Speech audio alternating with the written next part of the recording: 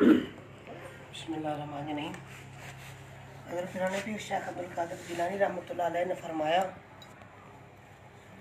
अगर तू गनी और फ़कीर के आने के वक़्त अपने में कोई जुदाई पाए तो तेरे लिए फलाह नहीं है। तू दोनों से बराबरी के साथ मिल। इकराम फ़ुकरा का सब्र है और उनसे बरकत लेना और उनकी मुलाकात को मुतबरक समझना और उनके साथ बैठना। नबी सल्लल्लाहु अलैहि वसल्लम ने फरमाया, साबिर फ़कीर क़यामत के दिन खुदा के हमनशीन कल्बों में से है और कल अपने अजसाम से उसके हमनशीन होंगे। यही वो लोग हैं जिनके कुलूब ने दुनिया में ज़ुहद किया और दुनिया की जीनत से रूगर्दानी की और अपने फ़क्र को अमीरी पर इख्तियार किया और उस पर साबिर हो गए। बस जब उनकी ये हालत कामिल हो गई और आखिरत ने उनको पैगाम दिया और अपना नफ्स उन पर पेश किया, उस वक़्त ये आखिरत से जा मिले। और जब उनको आखिरत से मुलाकात हुई और उन्होंने ये मालूम कर लिया कि आखिरत भी गैरुल्लाह है, और उन्होंने उससे वापस और अपने दिलों की पीठ को उसकी तरफ से फिरा दिया और हक़ अज़्ज़वजल से हया करके आखिरत से भागे।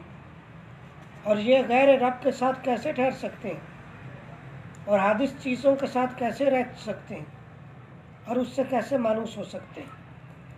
तमाम आमाल और हसनात और तमाम ताअतों को आखिरत के हवाले करके सच्चाई के बाजुओं से अपने मौला की तलब में परवाज़ करके आ गए और आखिरत के पास पिंजरा छोड़ दिया और ये अपने वजूद के पिंजरों से निकल कर अपने पैदा करने वाले की तरफ परवाज़ करके आ गए और रफ़ीक़ आला के तलबगार हो गए। अव्वल और आखिर और ज़ाहिर और बातिन को तलब किया और उसके कुर्ब के बुर्ज में जगह ली और उन लोगों में सो गए जिनके बारे में अल्लाह अज़्ज़ा व जल ने इरशाद फरमाया, और बेशक वो मेरे नज़दीक अच्छे और मुंतखब लोगों में से हैं। उनके दिल और उनकी हिम्मतें और उनके असरार और उनकी अक्लें दुनिया और आखिरत में हमारे ही पास हैं। जब अहलुल्लाह को ये मर्तबा मिल जाता है तो उनके नज़दीक ना दुनिया रहती है और ना आखिरत। आसमान और ज़मीन और जो कुछ इन दोनों के दरमियान में है उनके दिलों और असरार की बनिस्बत लपेट दिया जाता है। अल्लाह ताला उनको गैर से फना करके अपनी ज़ात में मौजूद कर लेता है और उनको फना से बका का मर्तबा मिल जाता है।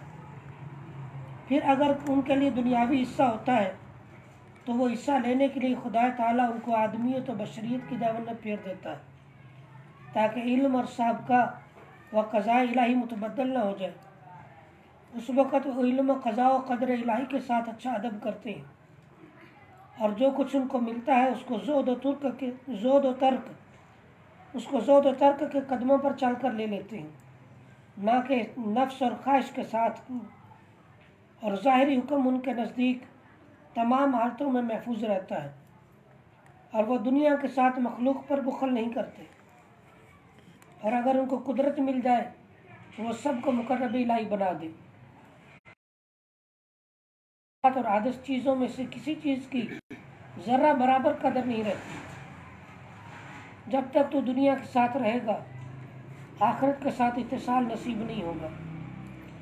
तू अक्लमंद और होशियार बन, जाहिल न बन। तू उन लोगों में से है जिनको अल्लाह ताला ने इल्म की वजह से गुमराह बना दिया। कदर फ़ुकरा के साथ माल से सलूक करना मिन जुमला मुवासलत इलाही के है। क्या तू ये नहीं जानता कि सदका देना अल्लाह अज़्ज़ व जल के साथ जो कि गनी और करीम है मुआमला करना है। और आया वो जो गनी और करीम से मुआमला करेगा कभी खसारे में रहेगा? हरगिज़ नहीं। तू अल्लाह अज़्ज़ व जल के रास्ते में एक ज़र्रा खर्च कर, वो तुझे एक पहाड़ अता फरमा देगा। और तू उसके रास्ते में एक कतरा खर्च कर, वो तुझे दरिया बख्श देगा। वो तुझे दुनिया और आखिरत में अता से सरफराज फरमाएगा। वो तेरा बदला और तेरा सवाब पूरा पूरा देगा। ऐ कौम, जब तुम हक़ अज़्ज़ व जल से मामला करोगे तुम्हारी खेतियाँ बढ़ जाएंगी, तुम्हारी नहरें बह निकलेंगी और तुम्हारे दरख्तों में पत्ते आ जाएंगे और शाखें निकलेंगी और फल खिलेंगे तुम अम्र बिल मारूफ और नही अनिल मुनकर करो और दीन इलाही के मददगार बनो और उसके दुश्मनों से अदावत रखो। सिद्दीक जो कि खुदा के साथ नेकोकारी में सच्चाई बरतता है, उसकी सदाकत खलवत और जलवत और खुशी और मुसीबत और सख्ती और नरमी में हमेशा याद रहा करती है। तुम अपनी हाजतों को हक़ अज़्ज़वजल से ही तलब किया करो, ना कि उसकी मखलूक से। और अगर मखलूक से तलब ज़रूरी हो तो तुम हक़ अज़्ज़वजल पर अपने दिलों से दाखिल हो जाओ, दिल को उसी की तरफ मुतवज्जे कर दो। बस अलबत्ता वो तुमको जहतों में से किसी खासियत से तलब करने का इल्हाम कर देगा। बाद इस तलब पर अगर तुम्हें मना कर दिया जाए या तलब पूरी कर दी जाए, ना कि मखलूक की तरफ से। अहलुल्लाह ने अपनी रोज़ी की फ़िक्र दिलों से निकाल डाली है। उन्होंने ये बात जान ली है कि वह औकात मुअय्यना में मुक़द्दर है, ज़रूर मिलेगी, और उसकी तलब छोड़ दी है और अपने मालिक के दरवाज़े पर वतन बना लिया है। अल्लाह अज़्ज़वजल से फ़ज़ल और उसके इल्म और उसके कुर्ब की वजह से हर शय से लापरवाह हो गए हैं। बस जब उनको ये मर्तबा मिल गया, वो मखलूक़ात के किबला बन गए और मखलूक के लिए उनको बादशाह के दरबार में दाखिल होने के वास्ते ख़तीब बन गए। अपने दिलों के हाथों से उनको पकड़ पकड़ कर वो खुदा की तरफ पहुँचाते हैं और उनके लिए कबूलियत और रज़ाए इलाही के खलत दिलवाने की मेहनत बर्दाश्त करते हैं। बाज़-ए-दुल्लाह रहमतुल्लाह अलैहि से मरवी है कि वो अल्लाह के बंदे जिनकी बंदगी खुदा के लिए मुहक्कक हो चुकी है, ना खुदा से दुनिया तलब करते हैं और ना आखिरत तलब करते हैं, बस खुदा से उसी को चाहते हैं, ना कि उसके गैर को। अल्लाहुम्मा हदे जमील खल्क़ इला बाबिका हाज़ा अबदन, अल्लाहुम्मा हदे जमील खल्क़ इला बाबिका हाज़ा अबदन सुवाली वल अम्रु इलैका व हाज़ा दुआउन आमुन मुताब अलैहि वल्लाहु अज़्ज़ा व जल्ला यफ़अलु फ़ी खल्क़िही मा यशा। आमीन या रब्बल आलमीन। है अल्लाह करीम तमाम खल्क़ को अपने दरवाज़े का रास्ता दिखा दे। आमीन। और मेरा हमेशा तुमसे यही सवाल है और इख्तियार तुझे आम है। ये दुआ आम है जिस पर मुझे सवाब दिया जाएगा, और अल्लाह अज़्ज़ व जल अपनी मखलूक के साथ जो चाहता है वो करता है। जब दिल की हालत दुरुस्त हो जाती है तो वह खलक पर रहमत और शफ़क़त से भर जाता है। बाज़-ए-अहलुल्लाह से रिवायत है कि उन्होंने फरमाया, नेकी करने वाले तो बहुत हैं, मगर गुनाहों को छोड़ने वाले सिद्दीक ही हैं। सिद्दीक कबीर और सगीर सब गुनाहों को छोड़ देता है, फिर अपनी परहेजगारी के साथ छोड़ देने शहवात और आम मुबाह चीज़ों के दकीक बना लेता है और मुतलक हलाल का मुतलाशी रहता है। सिद्दीक अपने रात और दिन के बड़े हिस्से में अपने रब अज़्ज़ व जल की इबादत में मसरूफ़ रहता है, मखलूक के मुनाफे से नावाकिफ़ होता है, बस बिल ज़रूरत उसके वास्ते खर्च की आदत होता है, और जहाँ से शानो गुमान भी नहीं होता और उसको अल्लाह करीम रिज़्क़ पहुँचाता है और उसको लेने का हुक्म किया जाता है, और उसके लिए तमाम चीज़ें खालिस और साफ़ हो जाती हैं, क्योंकि वह अरसा तक महरूम रखा गया और उसकी तमाम हाजतें उसके सीने में चूर चूर कर दी जाती, और वह अपनी अगराज की शिकस्तगी और अपनी तमाम हालतों में नाकामी पर सब्र करता रहता है। दुआ करता था पर लेकिन कबूल नहीं की जाती थी, वो सवाल करता था मगर मंजूर नहीं होता था, वो गिला शिकवा करता था लेकिन शिकायत बढ़ती जाती थी, वो कशाइश तलब करता था लेकिन उसको नहीं पाता था, वो बचना चाहता था लेकिन रास्ता नहीं पाता था, वो मुआहिद और मुखलिस बनकर अमल करता था, लेकिन जिसके लिए वो अमल करता था उसका कुर्ब उसको नज़र नहीं आता था। गोया वो ना मोमिन है और ना मुआहिद, और वो बावजूद इन तमाम उमूर और बेतवज्जुही के हमेशा मदारात करने वाला और साबिर बना रहा, और बतहकीक उसका ये सब्र उसके दिल की दवा है, और उसकी सफाई बातन और कुर्ब इलाही के सबब इस इम्तिहान के बाद अच्छाई ज़रूर मिलेगी। इलावा से ये भी समझता रहा कि यह आजमाइश है ताकि ये ज़ाहिर हो जाए कि कौन मोमिन है और कौन मुनाफिक है और कौन मुआहिद है और कौन मुशरिक है और कौन मुखलिस है और कौन रियाकार और कौन बहादुर है, कौन बुज़दिल है, कौन साबित है, कौन मुतर्रिक है और कौन साबिर है, कौन जज़ा फज़ा करने वाला और शोर मचाने वाला है और कौन सा अमर हक है और कौन सा बातिल है और कौन सच्चा है और कौन झूठा है और कौन मुहिब है और कौन दुश्मन है और कौन ताबेदार है और कौन मुब्तदे है, ताकि हर एक की जुदा जुदा तमीज़ हो जाए। उसने बाज़ अहलुल्लाह का कौल सुना,